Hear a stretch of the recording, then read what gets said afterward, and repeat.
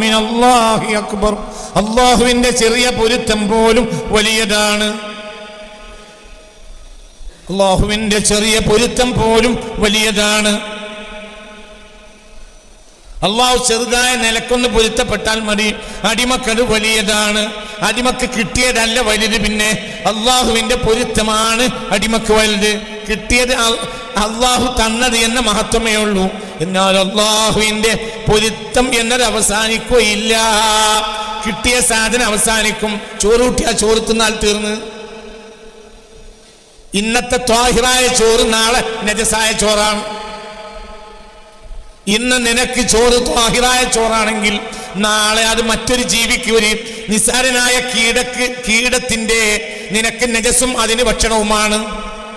പൊരുത്തമോ അത് അവസാനിക്കില്ല. فمحمدنا هو سيدنا فالعز لنا لإجابته الله الله الله الله.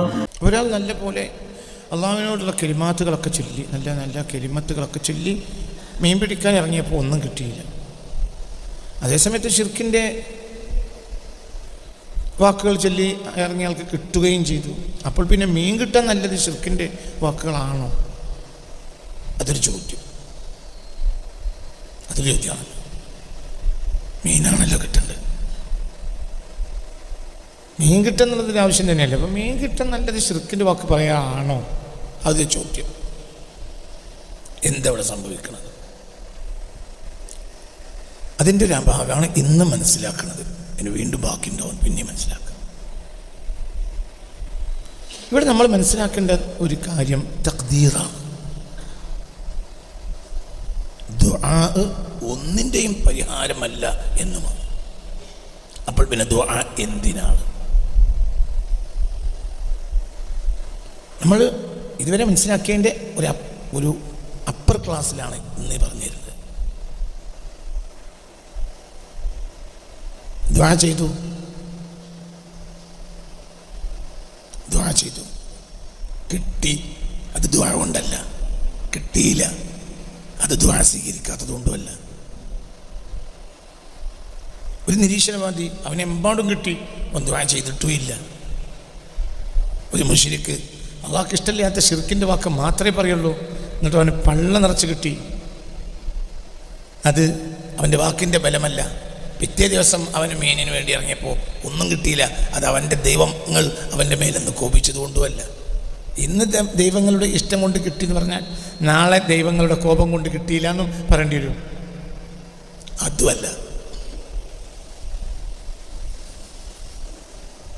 फिर क्या है? ये आपका तकदीर है. തഖ്ദീറാണ്. തഖ്ദീറിന് മേലെ ഒന്നുമില്ല.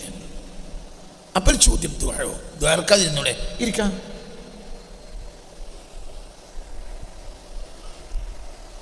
ദുആർക്കാതിരുന്നൂടെ? ദുആർക്കാതിരിക്കാം, ഒരു പ്രശ്നമില്ല. ദുആർക്കാതിരുന്നാൽ.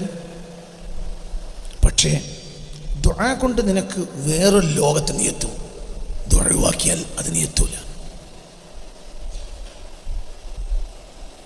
ദുആ എന്നത് നിന്റെ ഒരു അവസരമാണ്. അത് ഇജാബത്തിനേക്കാൾ നല്ല അവസരമാണ്. സത്യത്തിൽ കർഷകൻ്റെ കൃഷി അയാളുടെ മനസ്സിനെ ആത്മഹർഷപ്പെടുത്തും, കൊയ്ത്ത് അയാളെ വേദനിപ്പിക്കും. എന്നാൽ ലാഭക്കാരനെ സംബന്ധിച്ചിടത്തോളം കൃഷി അയാളെ മനസ്സിനെ മടുപ്പിക്കുകയും കൊയ്ത്ത് അയാളെ സന്തോഷിപ്പിക്കുകയും ചെയ്യും. രണ്ടാണ്. ഒരാൾ കർഷകനാണ്. കർഷകന് ഇഷ്ടം ഭൂമി പച്ചപ്പണിഞ്ഞ് കിടക്കലാണ്. അതിൽ നിന്ന് അയാൾക്ക് ലഭിക്കുന്ന ആത്മഹർഷം പറഞ്ഞറിയിക്കുന്നതിനും അപ്പുറത്താണ്. അല്ലെങ്കിൽ അതിമനോഹരമായ സ്വർണത്തിൻ്റെ മനോഹരമായ അങ്ങനെ സ്വർണത്തിൻ്റെ കുന്നുകളും താഴ്വാരങ്ങളും പോലെ അങ്ങനെ നിറഞ്ഞ എന്താ പറയുക, അങ്ങനെ കൊയ്യാനായ നെൽപ്പാടങ്ങൾ അങ്ങനെ കിടക്കുന്നത് അയാളുടെ ഒരു സന്തോഷത്തിന് അതിലുണ്ടാവില്ല. അതിൻ്റെ അത്രയൊരു സൗന്ദര്യവും ഇല്ല. 19-ാം നൂറ്റാണ്ടിൽ ലോകം കണ്ട ഏറ്റവും വലിയ പെയിൻറ്റർ, അത് ജർമ്മനിക്കാരനായ വിൻസെന്റ് വാൻ ഗോഗാണ്.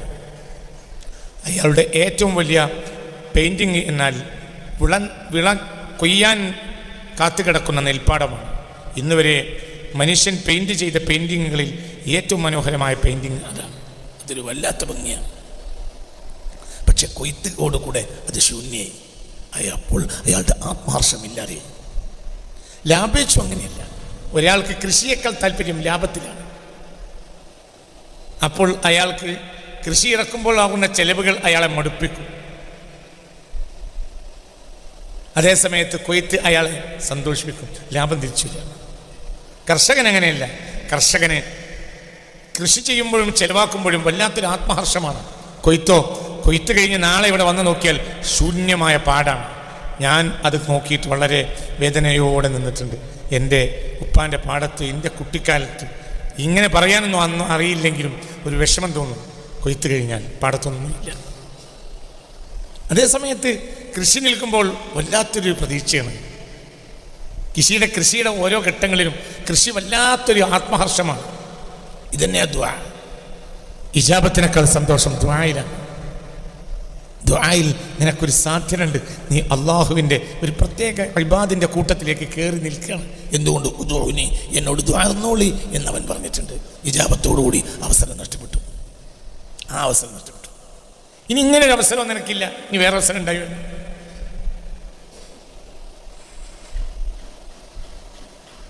ബസ്സൊന്ന് വന്നെങ്കിൽ തുറന്നുകൊണ്ടേയിരുന്നു. ആയത്തുൽ കുർസിയും യാസീനും ഒരു തുറന്നുകൊണ്ടേയിരുന്നു. ബസ്സൊന്ന് വന്നെങ്കിൽ 1.5 മണിക്കൂറായി സ്റ്റോപ്പിൽ നിൽക്കുന്നു. ബസ്സൊന്ന് വന്നെങ്കിൽ പഠിച്ചോനെ എന്ന്. അപ്പൊ നീയും റബ്ബും തമ്മിൽ ഭയങ്കര ബന്ധത്തിലാണ്. ഭയങ്കര ബന്ധത്തിലാണ്. ബസ്സാണ് വന്നതോടുകൂടെ ഇത് ദ്വാരന്നിരുന്നു എന്ന് പോലും നീ മറന്നുപോയി. അപ്പോൾ ബസ് വരാതിരിക്കില്ല. നല്ല ബസ് ഇങ്ങനെ നേരം വൈകിയാൽ ഇനിയും വേർക്കും. അത് ദ്വാ ചെയ്യും. മുഅ്മിൻ ദ്വാ ചെയ്യും. നിരാശ ബാധിക്കൂല. മുഅ്മിൻ നിരാശ ബാധിക്കൂല. 40 കൊല്ലം കണ്ണുനീരൊലിപ്പിച്ചിട്ട് ഒരു മനുഷ്യൻ്റെ കൃഷ്ണമണി പോയി. എന്നിട്ട് നിരാശ ബാധിച്ചോ? ഇല്ല. കണ്ടു നിൽക്കുന്നവർക്ക് നിരാശ ബാധിച്ചു. എന്താണിതൊക്കെ? ഇത്ര കാലായി. അപ്പോൾ പറഞ്ഞു, നിങ്ങൾ ഇന്ത്യ കാര്യത്തിൽ വെച്ചാണെങ്കിലാ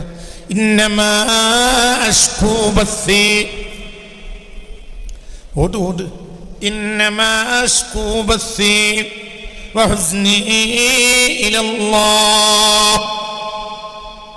ഞാൻ എൻ്റെ റബ്ബിനോടല്ലേ ചോദിക്കണം. എന്നൊക്കെ എന്താ എത്രാമത്തെ ആയത്താ സൂറത്ത് യൂസുഫിൽ എടുത്തു നോക്ക് ബഷീറേ. ഇന്നമാ അശ്കൂ ബസ്സി വഹുസ്നി ഇലല്ലാഹ്. എൻ്റെ റബ്ബിനോടല്ലേ. നിങ്ങൾക്ക് എന്താ നഷ്ടം? എത്ര കൊല്ലം കഴിഞ്ഞു? 40 കൊല്ലം കഴിഞ്ഞു. അല്ലാഹ് അല്ലാഹ് അല്ലാഹു അല്ലാഹ് അല്ലാഹ് അല്ലാഹു അല്ലാഹ് അല്ലാഹ് അല്ലാഹു അല്ലാഹ് അല്ലാഹ് അല്ലാഹു അല്ലാഹ് അല്ലാഹ് അല്ലാഹു അല്ലാഹ് അല്ലാഹ് അല്ലാഹു. قالوا تالله تفتأ تذكر يوسف حتى تكون حرلا أو تكون من الهالكين قال إنما أشكو بثي وحزني إلى الله وأعلم من الله ما لا تعلمون يا بني اذهبوا فتحسسوا من يوسف وأخيه ولا تيأسوا من روح الله إنه لا ييأس من روح الله إلا القوم الكافرون. അവർ പറഞ്ഞു, യാ അസഫ അലാ യൂസുഫ് വബിയല്ലത ഐനാഹു മിനൽ ഹുസ്നി വഹുവ കലീം. കരഞ്ഞ് കണ്ണിൻ്റെ കൃഷ്ണമണി കലങ്ങിപ്പോയിരുന്നു. അപ്പോൾ മക്കൾ പറഞ്ഞു, എന്തിനാണ് ഇങ്ങനെയൊക്കെ? قالوا تالله تفتأ تذكر يوسف حتى تكون حرلا أو تكون من الهالكين. എന്താണ് ഉപ്പായ്, ഇക്കൊല്ലം കരഞ്ഞാൽ നിങ്ങൾ ഞങ്ങൾക്ക് നഷ്ടപ്പെട്ടു പോകുമല്ലോ, നിങ്ങളിങ്ങനെ മരിച്ചു പോകുമല്ലോ, എന്തിനു നിങ്ങളിങ്ങനെ കരഞ്ഞ് ദുആ ചെയ്യുന്നത്? അപ്പോൾ പറഞ്ഞു ഖാല സയ്യിദ്നാ യാഖൂബ് അലൈഹിസ്സലാം പറഞ്ഞു ഇന്നമാ അശ്കു ബസ്സി വഹുസ്നി ഇലല്ലാഹ്. എൻ്റെ ദുഃഖവും വേവലാതിയും ഞാൻ പറയുന്നത് എൻ്റെ റബ്ബിനോട് മാത്രമാണ്. നിങ്ങൾക്ക് എന്താണ്? വഅലമു മിനല്ലാഹി മാ ലാ തഅലമൂൻ. എൻ്റെ ദുആക്ക് ഏറെ ലക്ഷ്യമുണ്ട്, നിങ്ങൾക്കറിയാത്ത പലതും എനിക്കറിയും. എന്ത്? ദുആ ചെയ്യാനുള്ള അവസരമാണ് ഭാഗ്യം. അതെനിക്കറിയാം, നിങ്ങൾക്കതറിയില്ല. എനിക്ക് ആശ നിരാശയാണ്. ആശയിലേക്ക് തുറക്കും, നിരാശയാണെങ്കിൽ തുറക്കില്ല. എനിക്ക് എന്താണ് തുറക്കും? എനിക്ക് നിരാശയില്ല. എന്തുകൊണ്ട്? ദുആന്റെ പണിയാണ്, കർമ്മവൻ്റെ പണിയാണ്. എൻ്റെ ദുആ കൊണ്ട് അവൻ കർമ്മം ചെയ്ത് തരണമെങ്കിൽ ഓൻ്റെ അടിമയുണ്ട്. ആണോ അല്ലേ? ഞാൻ പറയുന്നതനുസരിച്ച് അവൻ ചെയ്തു തരണമെങ്കിൽ അവൻ്റെ പടുവനാണ്. അവൻ എൻ്റെ പടുവനല്ല, ഞാൻ അവൻ്റെ പടുവനാണ്. എൻ്റെ ഉത്തരവാദിത്തമാണ്. അവൻ ചെയ്യും അവൻ്റെ നേരത്ത്. അപ്പം നിങ്ങൾ എന്തിനു പറഞ്ഞു ഞാൻ ദ്വാരണത്തിൽ അവൻ ചെയ്യും അതിൻ്റെ നേരത്ത്? പിന്നെ എന്തിനെ? ഞാൻ ഇപ്പോഴും അബദാണെന്ന് ഞാൻ അറിയിക്കണം. ഓ, അപ്പോൾ ഉത്തരം കിട്ടി. അപ്പം എന്താണ് ദുആ? ഇൽഹാറുൽ അബ്ദിയ്യ.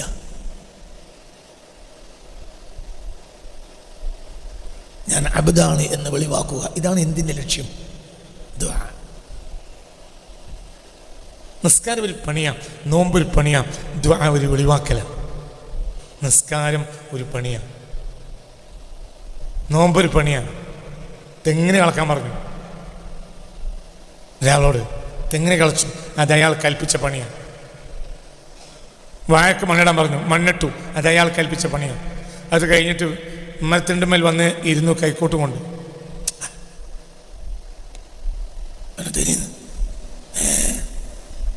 ഞാനിപ്പോൾ തിരിയാണല്ലോ, വയ്ക്കാവുള്ളൂ. കുറേ നേരം കളിപ്പിക്കും. വലിയ മത്സ്യങ്ങായിമാരാണ് അരമ്മിൽ. ചിലർക്ക് വേഗം കൊടുക്കും, കാരണം ഇപ്പം പോക്കാണ് ആള്, ചെങ്ങായിയല്ല. എനിക്ക് പോകണ്ട, പോകണം, അങ്ങനെ കളിപ്പിക്കും. എന്നാ ഞാൻ പോവാണ്, അവിടെ പോയി. അപ്പോഴും കൊടുക്കൂല, അപ്പോഴും കളിപ്പിക്കും. പിന്നെ വേണമെങ്കിൽ ഇപ്പുറത്ത് മോട്ടോർ സൈക്കിളിൽ ആചാര്യ മോട്ടോർ സൈക്കിൾ കൊണ്ട് മറ്റേ വഴി കൂടെ മകനെ പറഞ്ഞേക്കും. മൂപ്പരവിടെ എത്തുമ്പോൾ കൂലി അവിടെ എത്തിയിട്ടുണ്ടാവും. നിങ്ങളെവിടെ ഇരുന്ന മനുഷ്യ, ആചാര്യ മകൻ ഇവിടെ കൂലി കൊടുക്കുന്നത് നേരത്തിൽ അങ്ങനെയുണ്ടാവും. അവരെന്ത് ഇത് കളിപ്പിക്കുക? എന്തേ കൊടുത്തൂടെ? കൊടുക്കാതിരിക്കാം. കൊടുക്കണില്ല. ജിബരിക്കലും ഉണ്ട്. എൻ്റെ പര ഒന്നുമില്ല, ഞാൻ കയറ്റിട്ടുണ്ടാണ്. അന്ന് ഞാൻ പറഞ്ഞിട്ടുണ്ട് കൂലീനെ പിടിക്കുന്നു, ഇവരെ പിടിച്ചില്ല, ഇന്ന് പിടിക്കാലോ. തിരിഞ്ഞില്ല. ജിജ കൊടുക്കാൻ പോണ്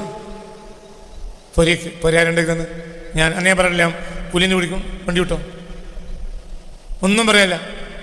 ഞാൻ സംഗതിയൊക്കെ അഡ്വാൻസ് വാങ്ങിപ്പോയിട്ടുണ്ട്.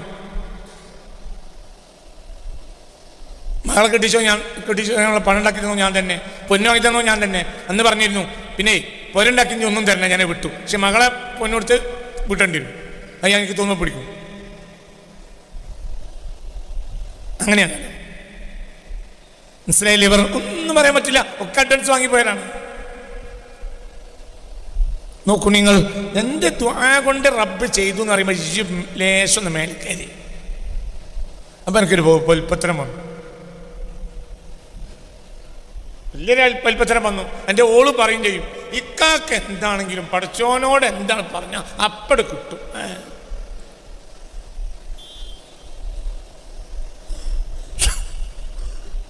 അപ്പുറത്തെ കുട്ടിക്ക് കല്യാണം വന്നില്ല. അപ്പം അങ്ങനെ വന്ന് പറഞ്ഞപ്പം ഇവളെന്ത് പറഞ്ഞു? ഇക്കാക്കാനെ കൂടി നമുക്ക് ദ്വാർപ്പിക്കാം. ഇക്കാക്ക് എന്ത് പറഞ്ഞാലും ഉറപ്പാ.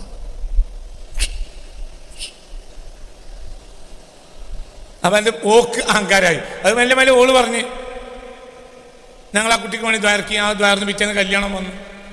അപ്പോൾ ഓളും അലങ്കരിച്ചു, ഈ മുപ്പർക്കും വന്നു. ഞാൻ എന്ത് പറഞ്ഞാലും കേൾക്കുന്നുണ്ട്. കെട്ടിക്കണ്ടി അത് കുട്ടി ഉണ്ടായിട്ടല്ലേ, ഉണ്ടാകാൻ വേണ്ടി ചേർന്നിനു. കുട്ടി ഉണ്ടായത് ഓൻ പെണ്ണെട്ടിട്ടല്ലേ, പെണ്ണെട്ട വേണ്ടി ചേർന്നിനു. പെണ്ണെട്ടേന്ന് ഓൻ്റെ ഉമ്മ ഉണ്ടായിട്ടല്ലേ, ഓൻ്റെ ഉമ്മ ഉണ്ടാകാൻ ചേർന്നിനു. ഉമ്മാക്ക് തന്ത ഉണ്ടായിട്ടല്ലേ, ഉമ്മാൻ്റെ ഉമ്മ ഉണ്ടായത് അന്ന് ചേർന്നിനു. തന്തൻ്റെ തന്തൊക്കെ വേണ്ടി ചേർന്നിനു. ആദ്യം നബി ഉണ്ടായിട്ടല്ലേ തൊക്കെ ഉണ്ടായത്. ഇജ് വേർന്നീനോ? ഇജ് എവിടെയായിരുന്നു? അയ്യയ്യേ പോന്തായികളെ. അതൊക്കെ പറഞ്ഞത് മനസ്സിലായോ? മൂസാ നബി അലൈഹി സ്വലാത്തു വസ്സലാം അള്ളാഹിനോട് പറഞ്ഞു, എന്നെ ജാവിൻ പള്ളി പോയിട്ടുണ്ട്. അപ്പൊ അള്ളാഹ് പറഞ്ഞു, ഞാൻ നമുക്ക് പള്ളി പോയിട്ടുണ്ട്, എനിക്കറിയാം. കുറച്ച് കഴിഞ്ഞിട്ട് പിന്നെയും പറഞ്ഞു, ഇനി ആണ് ജായോൻ. അപ്പോഴും മൂസ അപ്പൊ അള്ളാഹ് പറഞ്ഞു, എനിക്ക് വിശക്കണേ മുമ്പ് എനിക്കറിയാം, എനിക്കിപ്പോ വിശപ്പുണ്ടാവും. കുറച്ച് കഴിഞ്ഞിട്ട് പിന്നെയും പറഞ്ഞു, വല്ലാതെ വിശക്കുണ്ടാവും, എനിക്കറിയാം. പിന്നെയും പറഞ്ഞു, അപ്പോഴും പറഞ്ഞു, എനിക്കറിയാം. ഇന്ന സയ്യിദന മൂസ അലൈഹി സ്വലാത്തു വസ്സലാം ഖാല റബ്ബി അത്ഇംനി, എനിക്ക് എന്തെങ്കിലും തരണം, ഫഇന്നി ജായിഉൻ, എനിക്ക് വിശക്കാണ്.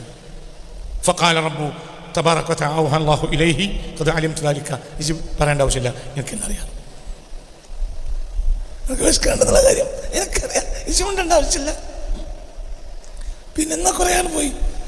ഫഖാല, പിന്നെയും സഹിക്കാൻ കഴിയാതെ അപ്പോൾ പറഞ്ഞു, റബ്ബി അത്ഇംനി, എനിക്ക് എന്തെങ്കിലും തിന്നാൻ തരണം, ഫഇന്നി അന ജായിഉൻ, ഞാൻ വിശക്കാണ്, എനിക്ക് വിശക്കണം. അപ്പോഴും പറഞ്ഞു അല്ലാഹു തആല, വിശന്നോ, കുഴപ്പമൊന്നുമില്ല. ഇനി പറഞ്ഞു അത്ഇംനി, എനിക്ക് എന്തെങ്കിലും തിന്നാൻ തരണം.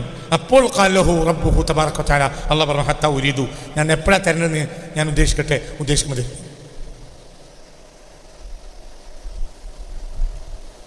എനിക്ക് നിനക്ക് ഭക്ഷണം തരേണ്ട നേരം ഞാൻ തീരുമാനിച്ചിട്ടുണ്ട്, അപ്പോൾ തരും. പിന്നെ അയ്യോ എനിക്ക് വിശക്കുന്നുണ്ടെന്ന് ഇജ്ജ് പറയണം, എൻ്റെ അടിമല്ലേ, ജിൻ്റെ അടിമല്ലേ, ഇത് പറയണം. ഞാനോ ഞാൻ നിശ്ചയിച്ച തരും. മനസ്സിലായില്ല? അത് ഇജ്ജല്ല, ദ്വാരക്കത്തെ ഒരാളാണെങ്കിൽ ഞാൻ കൊടുക്കും. പക്ഷെ ഈ ദ്വാരക്ക് എനിക്ക് കൂലി കിട്ടും, മറ്റനെ കിട്ടൂല. ഈ ദ്വാണ്ട് ഇജ്ജിൻ്റെ മുഖറബാവും, മറ്റനതാവൂല. മനസ്സിലായില്ലേ? ഇത് പറഞ്ഞത് മനസ്സിലായോ? കയറി കയറി കയറി. അല്ലാഹു അല്ലാഹ് അല്ലാഹു അല്ലാഹ് അല്ലാഹ് അല്ലാഹു അല്ലാഹ് അല്ലാഹ് അല്ലാഹു അലൈഹി തവക്കലു അല്ലാഹ് അല്ലാഹ് അല്ലാഹു.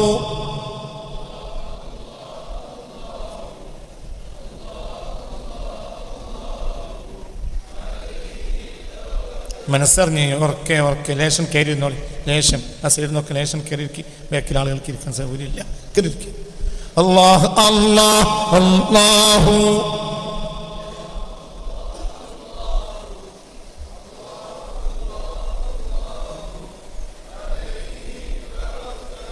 അല്ലാഹ് അല്ലാഹ് അല്ലാഹു.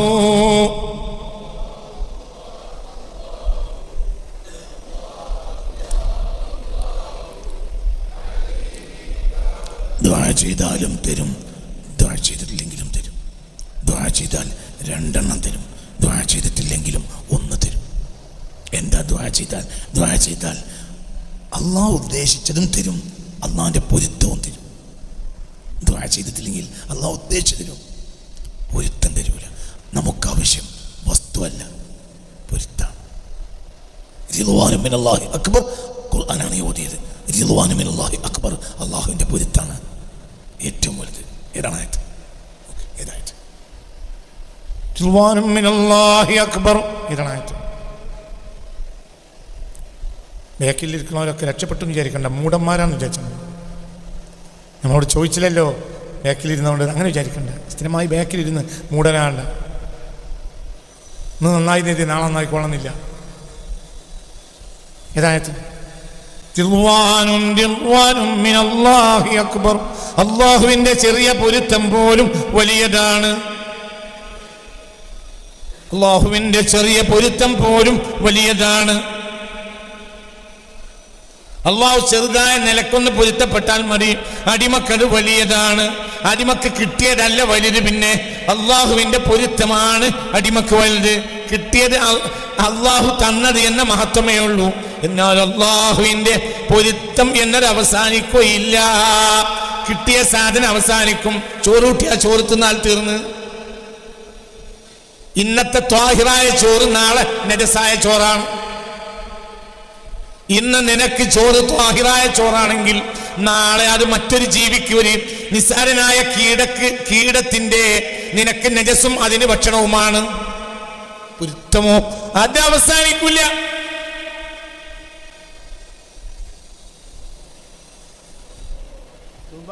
ആയത്തെടുക്ക്.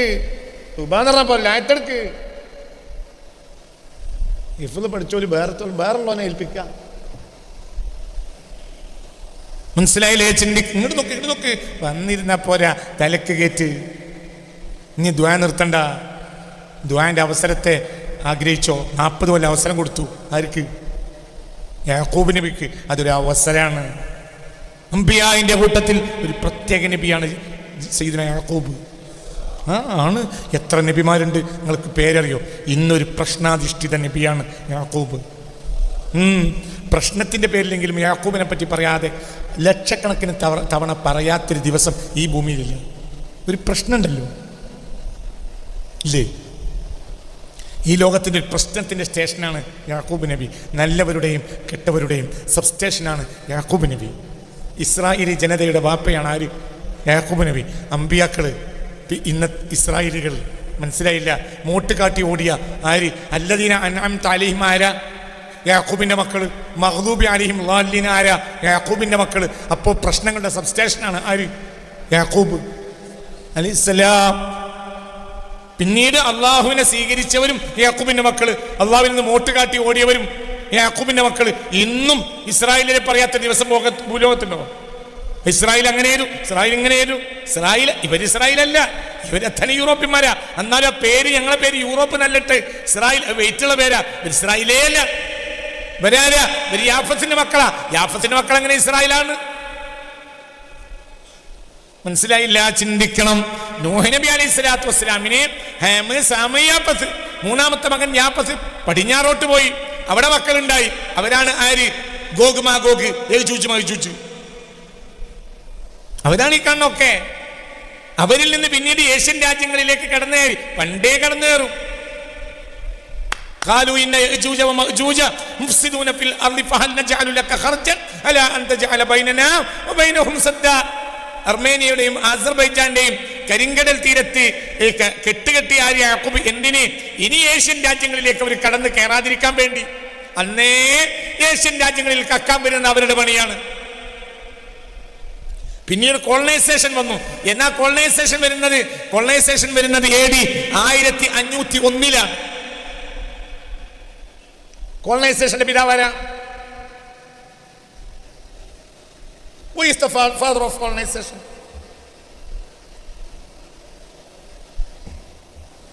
വാസ്കോഡി ഗാമയാണോ? നിന്നോട് ചോദിക്കരുത്. ആണോ? വാസ്കോഡി ഗാമയാണ്. ചിന്നോട് ചോദിക്കരുത്. വാസ്കോഡി ഗാമയാണ്. എന്ത്? Father of colonisation. കോളനൈസേഷൻ പിതാവാരാ? AD 1501. നേരത്തെ 1499 വന്നു, തിരിച്ചുപോയി. അനർത്ഥമൊന്നും ഉണ്ടാക്കിയില്ല. AD 1501 വന്നു. ഹജ്ജ് കഴിഞ്ഞ് ഫെബ്രുവരി മാസത്തിൽ വന്നിട്ട് ഹജ്ജ് കഴിഞ്ഞ് വരുന്ന ആളുകളെ വെള്ളത്തിൽ മുക്കിക്കൊന്നു കപ്പലുകൾ. അതോടുകൂടെ പ്രശ്നം ആരംഭിച്ചു. അതിനു മുമ്പ് യൂറോപ്പിൽ നിന്ന് കോളനിവൽക്കരണം ഉണ്ടായിട്ടില്ല. കോളനൈസേഷന്റെ പിതാവാണ് ആര്? വാസ്കോഡി ഗാമ. എന്തിനാ വന്നത്? കക്കാന വന്നത്. മനസ്സിലായില്ലേ? ചിന്തിക്കണം. അതിന്റെ നേരത്തെ വന്നു. വന്നപ്പോൾ യജൂജ് മജൂജിനെ കെട്ടി. മനസ്സിലായില്ലേ? ചിന്തിക്ക്. അവരെ തടഞ്ഞു ബഹുമാനപ്പെട്ട സയ്യിദുനാ ദുൽഖർനൈൻ. മനസ്സിലായില്ലേ? അവരാണ് യൂറോപ്യൻസ്. അവര് എന്ത് ചെയ്തു? 1914 ശേഷം 1-ാം ലോക മഹായുദ്ധം ആരംഭിച്ചപ്പോൾ ഇങ്ങോട്ട് കയറി. അവർക്ക് സൗകര്യം ചെയ്തു കൊടുക്കാൻ വേണ്ടി അന്ന് സൂര്യൻ അസ്തമിക്കാത്ത ബ്രിട്ടീഷ് സാമ്രാജ്യം ഉണ്ടായി. 1917 1-ാം ലോക മഹായുദ്ധം അവസാനിച്ചപ്പോൾ ബ്രിട്ടന്റെ സഖ്യകക്ഷികൾ ജയിച്ചു. അതോടുകൂടി ഏഷ്യൻ രാജ്യങ്ങൾ അവരുടെ കയ്യിലായി. അപ്പോൾ ഏഷ്യയുടെ ഹൃദയത്തിൽ അവർക്ക് യൂറോപ്പിന് വേണ്ടി ഒരു കോളനി, ഒരു രാജ്യമുണ്ടാക്കി. ആ രാജ്യം ആണ് ഏത്? ഇസ്രായേൽ. മനസ്സിലായില്ലേ? ചിന്തിക്ക്. അവരാരല്ല? ഇസ്രായേലികളല്ല. ഇസ്രായേൽ ബനു ഇസ്രായേലാണ്. ബനു ഇസ്രായേൽ ആരാ? ബനു യാക്കൂബ് അല്ലേ? ബനു യാഫത്ത് അല്ലേ? മനസ്സിലായില്ലേ? യാക്കൂബ് ആര് മക്കളാ? മക്കൾപ്പെടും. 2-1 അല്ലെങ്കിൽ 2. യാക്കൂബിന്റെ മക്കൾ 2 തരത്തിൽ വരൂ. ഒന്നിരിക്കൽ ഹാം വഴി അല്ലെങ്കിൽ സാം വഴി. ഹാം സാം സങ്കരത്വം, അല്ലെങ്കിൽ ഒറിജിനാലിറ്റി സാം. അവരെ സെമിറ്റിക്കുകൾ എന്ന് പറയും. പിന്നെ അവർ ഹാമിലേക്ക് കൂടിയിട്ടുണ്ട്. മനസ്സിലായില്ലേ? ചിന്തിക്ക്. ഇവര് ഹാമിലും സാമിലും പെടൂല. അങ്ങോട്ടും ഇങ്ങോട്ടും കൂടിയത് ആരാ? ഹാമും സാമും യാഫത്ത് പടിഞ്ഞാറോട്ടും ഇല്ലേ? സുഡാനികൾ ഹാമിന്റെ മക്കളാണ്, ഇന്ത്യക്കാർ ഹാമിന്റെ മക്കളാണ്. ലേശം സാമിയത്ത് കൂടി അറബികൾ കറക്റ്റ് സാമിന്റെ മക്കളാണ്. ലേശം സാമിയത്ത് കേറിയ ഹാമ് കൂടുതലുള്ള ആളുകളാണ് ആര്? ഇന്ത്യക്കാര് ഹാമികളാണ്. അറബികളോ പറയേ സാമികളാണ്.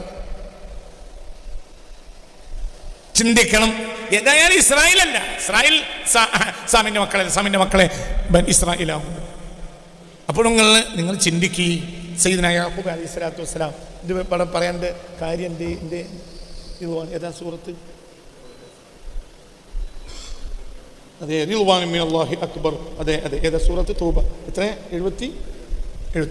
തൗബ 72. റിദ്വാനും മിനല്ലാഹി അക്ബർ. അള്ളാഹുവിൻ്റെ പൊരുത്തം അതാണ് ഏറ്റവും വലുത്, അല്ല കിട്ടലല്ല. അപ്പോൾ ഞാൻ ആ പദം ഒന്നും കൂടി വായിച്ചു തരാം. നിങ്ങൾ അതുപോലെ ചിന്തിക്കണം. ഇന്നത്തെ ക്ലാസ്സിൽ ലക്ഷ്യം മനസ്സിലാക്കണം. ഇതിൻ്റെ 2ാം ഭാഗം അടുത്ത ക്ലാസ്സിൽ പറയും. കഴിഞ്ഞ ക്ലാസ്സിൽ പറഞ്ഞതിൻ്റെ ഒരു പൂർത്തീകരണമാണിത്.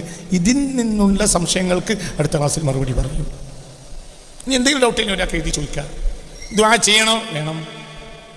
പക്ഷെ അള്ളാഹു ചെയ്യുന്നത് നിന്റെ ദുആ കാരണമല്ല. ഇനായത്തുഹു, അള്ളാഹുവിൻ്റെ പരിഗണന, ഫീക, നിന്നിലുള്ള പരിഗണന, ലാലി ഷൈഇൻ മിൻക, നിന്നിൽ നിന്നുണ്ടായ ഒരു ഇബാദത്തോ ദുആയോ കാരണമല്ല. അത് അവൻ സൃഷ്ടി എന്ന നിലയിൽ അവൻ്റെ തഖ്ദീർ അനുസരിച്ച് നിന്നെ പരിഗണിച്ചതാണ്.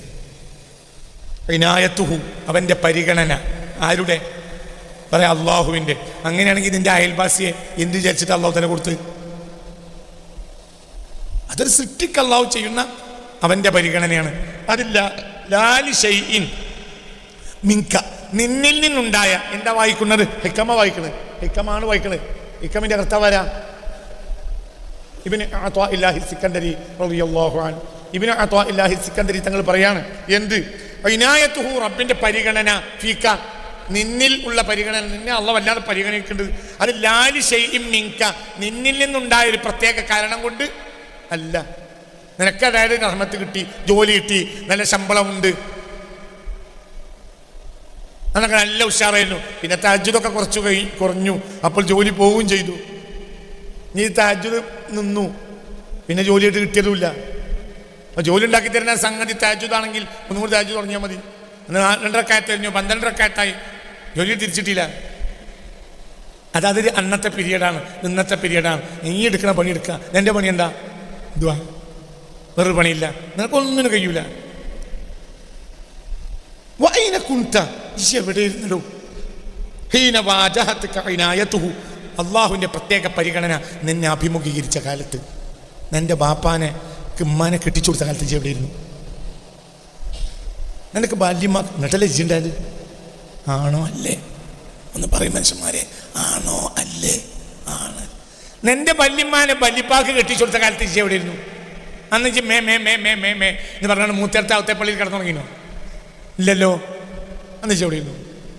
അത് വല്യമ്മാന്റെ ബാപ്പാക്ക് വല്യമ്മാന്റെ വല്യമ്മാനെ അല്ലെങ്കിൽ വേറൊരു വല്യമ്മാനെ കെട്ടിച്ചു കൊടുത്ത കാലത്ത് ഇജ്ജ് എവിടെയിരുന്നു? അതിന്റെ ബാപ്പ തീരൂല, അവിടെ എവിടെ എത്തും? അപ്പൊ പിന്നെ പറയേണ്ടി വരും, എന്ത്? അൽഹംദുലില്ലാഹ്, മൂത്തേർത്ത് ഞാൻ ജനിച്ചോണ്ട് ഞാൻ നന്നായി, അൽഹംദുലില്ലാഹ്. കുറെ കാലം എൻ്റെ വാപ്പ തുയർന്നിട്ടാണ് ഞാൻ മൂത്തേർത്ത് തന്നെ ജനിച്ചത്, അൽഹംദുലില്ലാഹ്. ഓഹോഹോ, മൂത്തേർത്ത് ജനിക്കാൻ കാരണം എന്താ? അതന്നെ ഈ പയം കഴിച്ചു.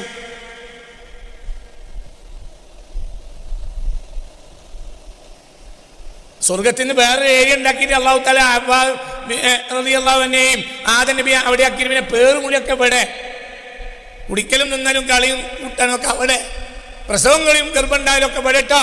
ഇതൊരു ഏരിയ ഉണ്ട്, എന്നെ വെള്ളം നിറച്ചുണ്ട്. അങ്ങനെയാണെങ്കിലോ ഇജ്ജ് മൂത്തേർത്താണ് ജനിക്കണ്ട്? മനസ്സിലാ എവിടെ എനിക്കുണ്ട്? ഞാൻ മൂത്തേർത്ത് ജനിക്കാൻ വേണ്ടി എൻ്റെ വല്യമ്മ വളരെ തുയർന്നതാ. അങ്ങനെയാണ് ഓല് ഉംറക്ക് പോയത്, അവിടുന്നാണ് തുയർന്നത്. അപ്പാണ് പള്ളിയിലുണ്ടായത്.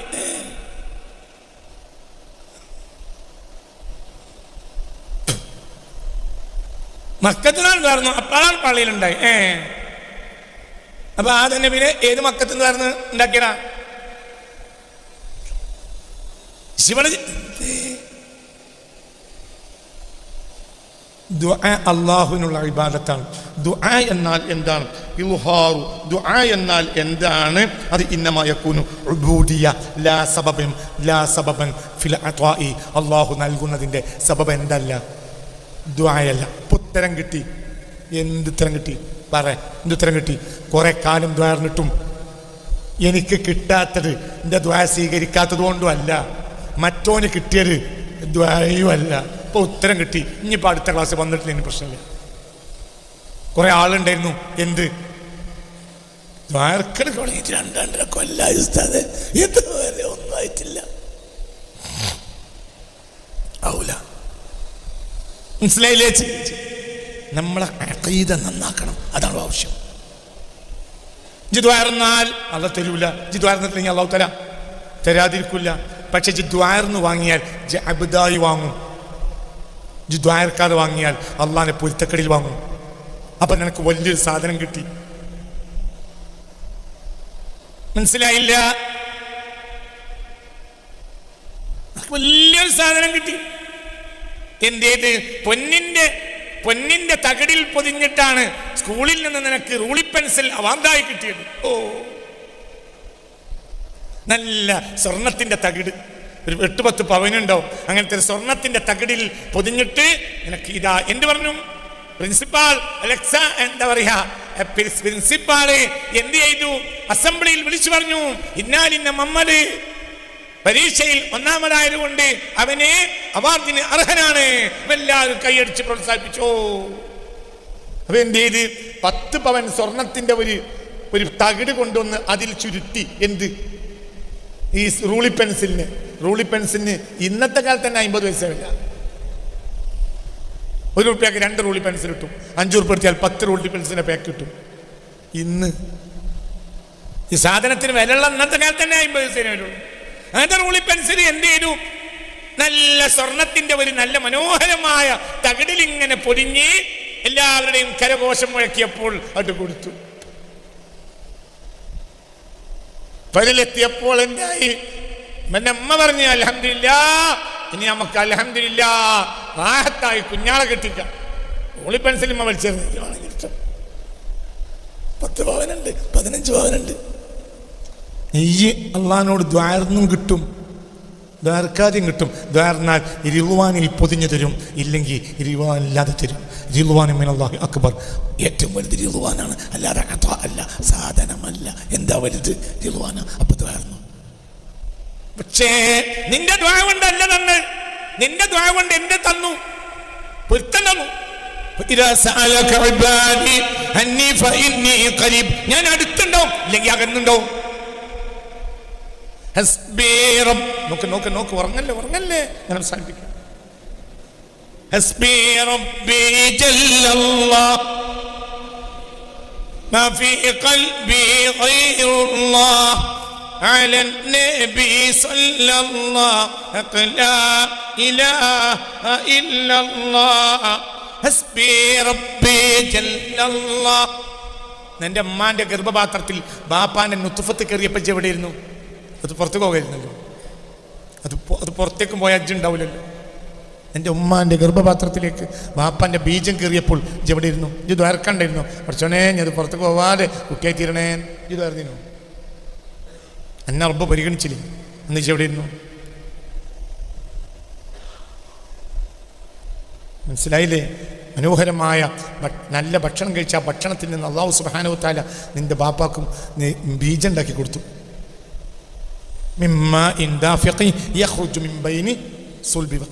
മുതുകല്ലിൻ്റെയും വാരിയല്ലിൻ്റെയും ഇടയിൽ നിന്ന് ഒലിച്ചിറങ്ങിയ ഒരു കറ നിന്റെ ബാപ്പാക്ക് ഉണ്ടായതുകൊണ്ടല്ലേ ഇജുണ്ടായത്. ആ കറ ഉണ്ടായപ്പോൾ ഇജ് എവിടെ ഇരുന്നു ദ്വാരക്കാൻ? ഇജ് എവിടെ ഇരുന്നു? അന്ന് ഇജ് ദ്വാരന്നുകൊണ്ടാണ് കിട്ടിയെങ്കിൽ അന്ന് എൻ്റെ ദ്വാര ഉണ്ടായിരുന്നു. മനസ്സിലായില്ലേ? ഇതൊക്കെ പറഞ്ഞത് മനസ്സിലായോ? ഇനി അതിൻ്റെ മുമ്പോ എൻ്റെ ബാപ്പാൻ്റെ ബാപ്പ മുസ്ലിം തന്നെയല്ല.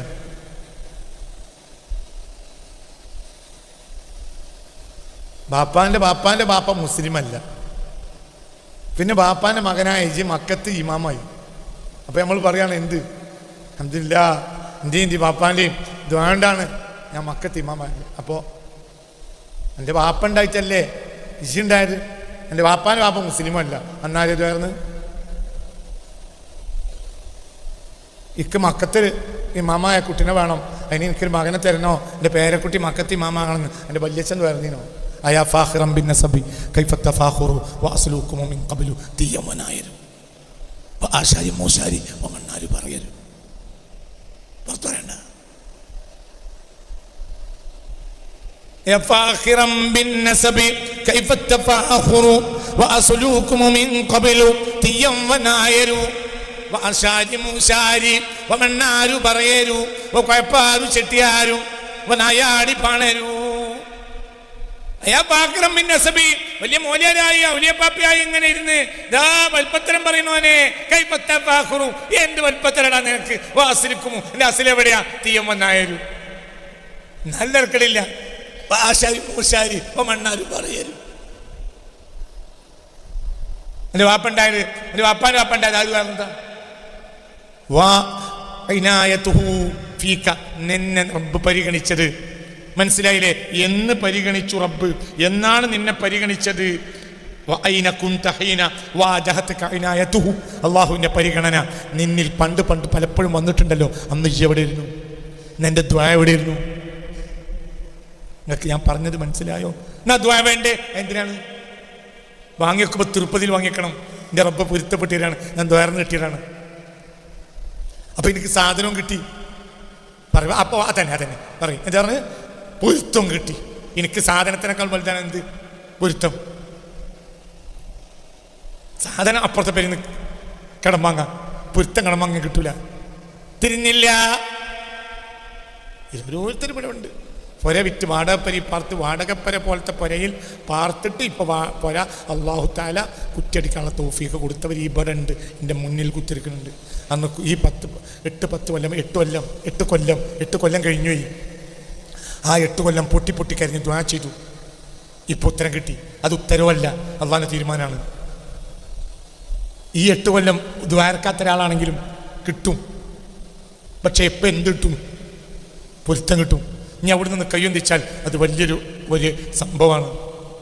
എന്നാൽ അവിടെ നിന്നൊരു മുറുക്ക് വെള്ളം ഒരാൾ കുടിച്ചാൽ അതിനൊരു ബർക്കത്തുണ്ടാവും. അതെന്തേ? അത് അല്ലാഹു സുബ്ഹാനഹു വ തആല തൃപ്തിപ്പെട്ട് കൊടുത്തതാണ്. പറഞ്ഞത് മനസ്സിലായില്ല? അത് അല്ലാഹു തആല തൃപ്തിപ്പെട്ട് കണ്ടതാണ്. ഭയങ്കര മാത്രമുണ്ട്. അവിടെ നിന്ന് കഞ്ഞിവെള്ളം കുടിച്ചാൽ മതി. മറ്റൊരുത്ത് ബിരിയാണി എന്നൊരു കാര്യമല്ല. എൻ്റെ അല്ലാഹു പൊരുത്തല്ലാതെ കൊടുത്തതാണ്. ഇവിടെയോ പറയാൻ മനസ്സിലായില്ലേ? വലിയൻ്റെ പുരയെന്ന് മനസ്സിലായില്ലേ? വലിയൻ്റെ പുരയിൽ നിന്ന് കഞ്ഞിൻ്റെ വെള്ളം പച്ചവെള്ളം കിട്ടിയാൽ മതി. അള്ളാഹു പൊരുത്തപ്പെട്ട് കൊടുത്തതാണ്. തമ്മാടിയുടെ പുരയെന്ന് ബിരിയാണി എന്നൊരു കാര്യമല്ല. അതിൽ ശൈത്താൻ പായേ ഉള്ളൂ. ഇവിടെ ശൈത്താൻ പേടിയാവും ഈ പച്ചവെള്ളത്തിൽ കയറാൻ. നിങ്ങളിൻ്റെ കൂടെ അല്ല. വലിയൻ്റെ അവിടെ വിരുന്നിന് പോയി, പച്ചവെള്ളം കിട്ടി. മൊലാലിൻ്റെ അവിടെ വിരുന്നിന് പോയി, വെള്ളം അടച്ച് മന്തിയും കുന്തിയും ബിരിയാണിയും ഒക്കെ കിട്ടി. അതിൽ കൂടി ശൈത്താൻ അങ്ങനെ പാഞ്ഞു. എന്തുകൊണ്ട്? ശൈത്താൻ പായുന്ന പൈസ ഇത്. അള്ളാന്റെ ആരിഫിന്റെ വീട്ടിൽ പോയി ഒന്നും കിട്ടിയില്ല, പച്ചവെള്ളം കിട്ടി. അപ്പോഴോ അള്ളാന്റെ പൊരുത്തം കിട്ടി. കാരണം അള്ളാന്റെ പൊരുത്തത്തിലുണ്ടാക്കിയ വീടാണ്. ആ പച്ചവെള്ളമാണെങ്കിലും ആ കിണർ കുത്തിയപ്പോൾ അള്ളാഹ് പൊരുത്തപ്പെട്ട് കൊടുത്ത വെള്ളമാണ്. അത് കുടിച്ചാൽ അൽഹംദുലില്ലാ ഉള്ള ശൈത്താൻ പായും. മറ്റൊരുന്ന് ബിരിയാണി തിന്നാൽ ശൈത്താൻ പടേ കൂടും. ഈ വെള്ളത്തിലും ഈ പച്ചവെള്ളത്തിലും എന്തുണ്ട്? അള്ളാഹുവിൻ്റെ പറ കുട്ടി എന്താണോ നോക്കിയിരിക്കണേ? എന്തുണ്ട്? പൊരുത്തുണ്ട്. പച്ചവെള്ളം ഇവിടെ കിട്ടിയിട്ടുള്ളൂ, പക്ഷെ അതിൽ എന്തുണ്ട്? പൊരുത്ത. മറ്റൊരു ബിരിയാണി കിട്ടിയിട്ടുണ്ട്, എന്തില്ല? പൊരുത്തല്ല. നല്ല നല്ല പള്ളികളുണ്ടായിരുന്നു നമ്മുടെ നാട്ടിൽ. അതൊക്കെ തച്ചൊളിച്ചിട്ട് വഹാബികളായ അറബികളെ പൈസ കൊണ്ട് പള്ളി ഉണ്ടാക്കി. അന്ന് തുടങ്ങിയ തല്ലാണ്. ഖിയാമത്ത് വരെ തീരില്ല. പുറത്തു പറയണ്ട, പറയുമ്പോൾ എല്ലാവർക്കും ദേഷ്യമാണ്. സംഗതി കാര്യമാണ്. അത് വഹാബിയാണോ സുന്നിയാന്ന് ഞങ്ങൾ നോക്കില്ല. വഹാബികളെ പറ്റൂലെങ്കിൽ വല്ല പൈസയും പറ്റൂലല്ലോ. നല്ല നല്ല നോക്കി പേടിപ്പിക്കാൻ വന്നാൽ നിങ്ങൾ സൗകര്യം ഉണ്ടെങ്കിൽ അടുത്ത ക്ലാസ്സിന് വന്നാൽ മതി. നിങ്ങൾ വന്നിട്ടില്ലെങ്കിൽ വേറെ കുട്ടികൾ വന്നോളൂ. നിങ്ങൾ കഴിഞ്ഞിട്ടുണ്ട്. വന്നിട്ടില്ലെങ്കിലും കൊറോണ കാലത്തും ഈ ക്ലാസ് ഉണ്ടായിട്ടുണ്ട്. അന്ന് നിങ്ങളൊരു പൂലാനും ഇവിടെ ഉണ്ടായിട്ടില്ല. വഹാബികളെ പൈസ വാങ്ങിയിട്ട് ഒരു മാലിൽ ഞാൻ നിസ്കരിക്കാൻ കഴിയപ്പോൾ അതുപോലെ കുറച്ച് ആളുകൾ കമ്മിറ്റിക്കാർ ഒറ്റ 2 ആളുണ്ട്. നിസ്കാരം കഴിഞ്ഞ് ഇറങ്ങിയപ്പോൾ 5 ആളുണ്ട്. അപ്പോൾ വിളിച്ചു കൂട്ടിയതാണ്. ഇറങ്ങിയപ്പോൾ ഉസ്താദെ പള്ളിൻ്റെ പണിയൊക്കെ അങ്ങോട്ട് ഞാൻ അറബി പൈസ തന്നു, അതൊക്കെ അങ്ങോട്ട് ഒപ്പിച്ചു. ഇനിയിപ്പോൾ രാഹുലിന് ഒരാളെ കിട്ടണം. ഇവൽക്കൊക്കെ കോഴിക്കോട്ട് അങ്ങാടി കച്ചവടമുണ്ട്. നാട്ടുകാരെ പേര് പറഞ്ഞാൽ നിങ്ങൾ ബേജാറാവും, ഒരിക്കും ബേജാറാവും. പക്ഷെ നേരാണ്, ഒറ്റയ്ക്ക് ചോദിച്ചാൽ പറഞ്ഞു തരും. ഏതാമല്ലേ ഹൈവേയിലാണ് താമരശ്ശേരി കോഴിക്കോടിൻ്റെ ഇടയിൽ ഹൈവേയിലുള്ളവർ പള്ളി. അങ്ങനെ കൂട്ടിക്കളി, അതിനപ്പുറം നിൽക്കൂ തരാൻ പറ്റില്ല. താമരശ്ശേരി അതൊരു അറബിൻ്റെ പൈസയാണ്. ഇവർക്കൊക്കെ കോഴിക്കോട് വലിയ പൊടി കച്ചവടം. 10 സെന്റ് ഭൂമി എടുത്ത് മറിച്ച് വിറ്റാൽ അത് ദിവസം വൈകുന്നേരം ആകുമ്പോഴത്തിന് 25 ലക്ഷം ലാഭം ഉണ്ടാക്കണ മുതലാളിമാരെ കൂടുതലുണ്ട്. ലോറിനെ കാത്തിക്കണം എന്തിന്? ഒരു നിലക്കത് നന്നായി. എന്തുകൊണ്ട്? ഇവർക്ക് തന്നെ ഉദാഹരണം ഉണ്ടാവും, ഞങ്ങളെ പൈസത്തിന് പറ്റൂല.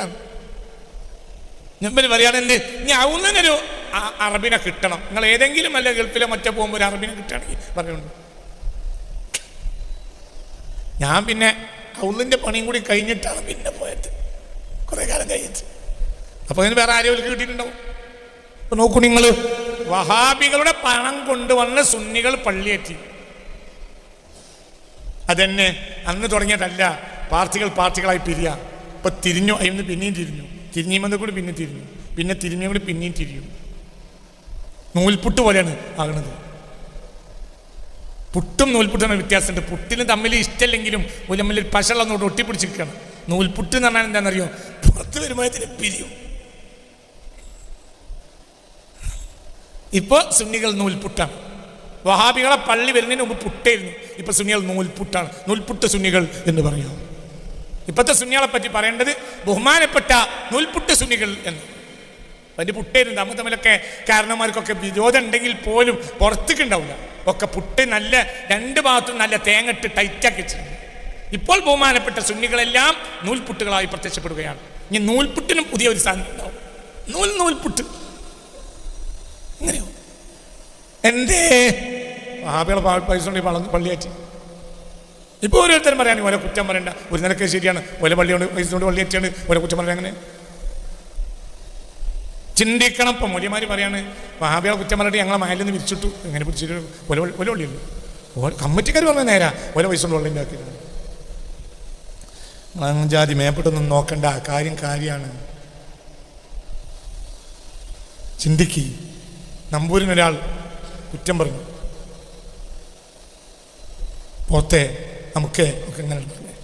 അപ്പം നമ്പൂരി ചേനേ ചെമ്പേ അങ്ങോട്ട് പറഞ്ഞു. അപ്പോൾ ഒരാൾ ചോദിച്ച്, നിങ്ങളവൻ പോത്തേന്ന് പറഞ്ഞിട്ട് നിങ്ങൾ എന്തിനാ അവന് ചേനയെന്ന് പറഞ്ഞു? അവൻ തിന്നത് അവൻ പറഞ്ഞു, നോം തിന്നത് നോം പറഞ്ഞു എന്ന് പറഞ്ഞു. അത്രയുള്ളൂ, പുറത്ത് പറയണ്ട. നോം തിന്നത് നോം പറഞ്ഞു, അവൻ തിന്നത് അവൻ പറഞ്ഞു. ഞാൻ ചേനയും ചേമ്പൊക്കെ തിന്നത് ഞാൻ പറഞ്ഞു. ഞാൻ തിന്നാണ്ട് ഞാൻ ഛർദ്ദിക്കുള്ളൂ. ഓൻ പോത്താണ് തിന്നത്. അപ്പോൾ അവൻ തിന്നത് അവൻ പറഞ്ഞു, നോം തിന്നത് നോം പറഞ്ഞു. തല കൊടുത്ത് ചിന്തിച്ചോ, ചിന്തിച്ചാൽ ചിന്തിച്ചില്ലെങ്കിലും ഇത് നൂൽപുട്ടായി കൊണ്ടേയിരിക്കും. തിരിച്ചു പോവില്ല. അള്ളാഹു നമ്മളെ കാത്തിരക്ഷിക്കട്ടെ. തിരിച്ചു പോകുകയില്ല, ഒരിക്കലും തിരിച്ചു പോവില്ല. എന്തുകൊണ്ട്? ഇങ്ങനെയാണ് ഇതിൻ്റെയൊക്കെ കാരണം. അള്ളാഹു നമ്മളെ കാത്തിരക്ഷിക്കട്ടെ. അള്ളാഹിൻ്റെ പൊരുത്തം നോക്കിക്കോളി. അപ്പം നിന്റെ ദ്വാ എന്താ? നിന്റെ ആരുടെ പൊരുത്തത്തിനാണ്? അള്ളാഹിന്റെ പൊരുത്തം. അതാണ് വലുത്. തൊബയിൽ എത്രാമത്തെ ആയത്ത് നമ്മൾ കണ്ട്? 72. അക്ബർ. അള്ളാഹുവിൽ നിന്ന് നമുക്ക് കൃഷിയും കച്ചവടവും കിട്ടലല്ല വലുത്, അള്ളാഹുവിൻ്റെ പൊരുത്തം. അത് ആർക്കും കിട്ടും. കൃഷിയും കച്ചവടവും ഒക്കെ ഏത് നിരീശ്വരവാദിക്കും കിട്ടും. എന്തിട്ടൂല? പൊരുത്തം കിട്ടും. നീ ദ്വാരുന്നത് എന്തിനാ? പൊരുത്തത്തിന് വേണ്ടിയാണ്. അള്ളാഹു തൗഫീഖ് തരട്ടെ. അല്ലാതെ നീ ദ്വാർന്നിട്ടാണ് നിനക്ക് ഈ ധനവും സൗകര്യവും കിട്ടിയതെങ്കിൽ നീ ഇല്ലാത്ത കാലത്ത് ആരെ ദ്വാർന്ന്? നിന്നിൽ നിന്നുണ്ടായ ഏതെങ്കിലും ഒരു അമലിന്റെയോ നിസ്കാരത്തിന്റെയോ പേരിലല്ല അള്ളാഹു നിന്നെ പരിഗണിച്ചത്. അള്ളാഹുവിന്റെ പരിഗണന 10 പതിറ്റാണ്ടുകളായി അല്ലെങ്കിൽ 100 നൂറ്റാണ്ടുകളായി നിന്നെ ബാധിച്ചു വന്നിട്ടുണ്ടല്ലോ. അതിന്റെ അവസാന കണ്ണിയല്ല നീ. അന്ന് നിന്നെ പരിഗണിച്ചപ്പോൾ നീ എവിടെയായിരുന്നു? എവിടെയിരുന്നടാ? നിന്റെ ബാപ്പാന് റബ്ബ് പടച്ചപ്പോ ഇങ്ങനത്തെ ബാപ്പാനെ കിട്ടിയത് അൽഹംദുലില്ലാ. അന്ന് ഇജ്ജ് എവിടെയായിരുന്നു? ബാപ്പാനെ കിട്ടിയത് കൊണ്ടല്ലേ ബാപ്പുണ്ടായത്. അന്ന് ഇജ്ജ് എവിടെയായിരുന്നു? എന്തിന്? നിന്റെ ഉമ്മാടെ മുലനട്ടിൽ മുലപ്പാൽ തന്നപ്പോൾ ഇജ്ജ് എവിടെയായിരുന്നു? ആ മുലപ്പാൽ ഉണ്ടായിട്ടല്ലേ? മുലപ്പാൽ പോലെ ഒരു ഔഷധം മാനവ ജനത ഇന്ന് വരെ സംവിധാനിച്ചിട്ടില്ല. ഒരു കുട്ടിയുടെ ഏറ്റവും നല്ല പോഷകം മുലപ്പാലാണ്. കാട്ടിൽ നിന്ന് ഒരു ആനക്കുട്ടിയെ കിട്ടിയപ്പോൾ അത് ഫോറസ്റ്റർമാർ പോറ്റി. ചെറിയ ഒരു ആനക്കുട്ടിയെ ദിവസങ്ങൾ കൊണ്ട് ആനക്കുട്ടി ചെരിഞ്ഞത് മാതൃഭൂമി ഫ്രണ്ട് പേജിൽ പ്രസിദ്ധീകരിച്ചു വന്നത് എനിക്ക് ഓർമ്മയുണ്ട്. 10-20 കൊല്ലം മുമ്പ്. അന്ന് അവിടെ മാതൃഭൂമി എഴുതിയിട്ടുണ്ട്, ഡോക്ടർമാർ പരിശോധിച്ച് പറഞ്ഞു ആനയുടെ മുലപ്പാൽ കുടിക്കാത്തത് കൊണ്ടാണ്. മുലപ്പാൽ പോലെ ഒരു സംരക്ഷിത കവചം മാനവ സമൂഹം ഇന്ന് വരെ കണ്ടിട്ടില്ല. മനസ്സിലായോ പറഞ്ഞത്? ആ മുലപ്പാൽ നിന്റെ ഉമ്മ ഈ മുലയുടെ നെട്ടിൻ തന്നപ്പോ എവിടെയായിരുന്നു? ഇതിനേക്കാൾ വലിയ സാധനമല്ലല്ലോ. മനസ്സിലായില്ലേ? ചിന്തിക്കണം. നിന്റെ ഉമ്മയുടെ ഗർഭപാത്രത്തിൽ അണ്ടം രൂപീകരിക്കപ്പെട്ടപ്പോൾ എവിടെയായിരുന്നു? നിന്റെ ബാപ്പായുടെ മുതുകിൽ നുത്ഫത്ത് രൂപീകരിക്കപ്പെട്ടപ്പോൾ എവിടെയായിരുന്നു? മനസ്സിലായില്ലേ? മനസ്സിലാവില്ല പറഞ്ഞത്? അപ്പോൾ നമ്മുടെ ദുആ കൊണ്ടല്ല ഉത്തരം കിട്ടുന്നത്. അത് എന്തിനാ പറഞ്ഞെന്നറിയും? ഇത് പറയേണ്ട ഒരു ആവശ്യം ഇവിടെ ഉണ്ട്. കുറേ ആളുകൾ ഈ ക്ലാസ് കഴിഞ്ഞ് എന്നോട് വന്ന് പറയും, അതെ തഹജ്ജുദിൽ ദ്വാരക്കാൻ നിസ്കരിച്ച് ദ്വാരക്കാൻ തുടങ്ങിയത് 10 കൊല്ലായി 8 കൊല്ലായി. ഇത് പറയണമെന്ന് എനിക്കുണ്ട്. പിന്നെ എങ്ങനെ പറഞ്ഞാൽ മതി? ഇല്ലെങ്കിൽ എല്ലാവരും കൂടി ഓരോരുത്തർ വേറെ വേറെ പറയേണ്ടി വരും. ഇങ്ങനെ പറഞ്ഞാൽ മനസ്സിലാവുന്നത് അങ്ങനെ കസേര കുത്തുന്നത് മനസ്സിലാവില്ല. ഇപ്പം നിങ്ങൾക്ക് പറഞ്ഞത് മനസ്സിലായോ? നമ്മുടെ മനസ്സിലായില്ലേ? എനിക്ക് വിശക്കണുണ്ട്. മുസാ നബി പറഞ്ഞു വിഷ്ണോട്ടെ. പിന്നെ പറഞ്ഞു എനിക്ക് വിശക്കണുണ്ട്, വിഷ്ണോട്ടെ. പിന്നെ പറഞ്ഞു ഞാൻ വിശപ്പ് പരിഹരിക്കും. എപ്പോൾ? ഹീന ഉരീദു, ഞാൻ ഉദ്ദേശിക്കുന്ന നേരത്ത്. അതൊരു വിഷനാളാ. അതാ നിനക്ക് ഖൈറ്. ഞാൻ നിന്റെ റബ്ബാണ്. മനസ്സിലായില്ല? ഞാൻ നിന്റെ റബ്ബാണ്. നിനക്ക് ഇപ്പോൾ വിശക്കുന്നതും പിന്നെ കഴിക്കുന്നതുമാണ് നല്ലത് എന്ന് എനിക്കറിയും, നിനക്കറിയില്ല. വിഷനാളാ. എപ്പോഴാ തരിക? ഞാൻ ഉദ്ദേശിക്കുമ്പോൾ തരും. എൻ്റെ അങ്ങനെ ഞാൻ റബ്ബാണ്. ഇജി 10 ദിവസക്കില്ലാത്ത അബുദാണ്. അവതിരിഞ്ഞല്ലോ, അതിരിഞ്ഞോ, മതി. ഇജി 10 ദിവസക്കില്ലാത്ത അബുദാണ് ഇജി. മനസ്സിലായോ? തന്നെ ഇനിയും ദ്വാരക്കുക. ആരാകാൻ വേണ്ടി? അള്ളാഹിന്റെ പൊരുത്തത്തിന് വേണ്ടി. ദ്വാരന്നിട്ടില്ലെങ്കിലും കിട്ടിയേക്കും. പക്ഷെ എങ്ങനെ കിട്ടും? പറ പൊരുത്തല്ലാതെ കിട്ടും. ഇത് പൊരുത്തത്തിൽ കിട്ടും. അൽഹംദുലില്ലാ. അതന്നെ അള്ളാഹു തൗഫീഖ് തരട്ടെ. അതാണ് അത് തന്നെ. അപ്പൊ എന്തിനാ ദുആ ചെയ്ത്? ഇൽഹാറു അബ്ദിയതിക ലഹു. അള്ളാഹുവിനോട് നീ അബ്ദാണെന്ന് സമ്മതിക്കുക. എനിക്കൊന്നിനും കഴിയൂല. അള്ളാഹ്ക്ക് ഏറ്റവും ഇഷ്ടമുള്ള വാക്ക് ലാ ഹൗല വലാ ഖുവത ഇല്ലാ ബില്ലാഹിൽ അലിയിൽ അലീം. അതിന്റെ ബലത്തിലാണ് നിസ്കാരം സ്വീകരിച്ചത്. അതാണ് വാക്ക്. ലാ ഹൗല വലാ ഖുവത ഇല്ലാ ബില്ലാഹിൽ അലിയിൽ അലീം. ആ വാക്ക് പോലെ അള്ളാഹിനെ തൃപ്തിപ്പെടുത്തുന്ന ഒരു വാക്കില്ല. വല്ലാത്ത വാക്ക്. ലാ ഹൗല വലാ ഖുവത ഇല്ലാ ബില്ലാഹിൽ അലിയിൽ അലീം.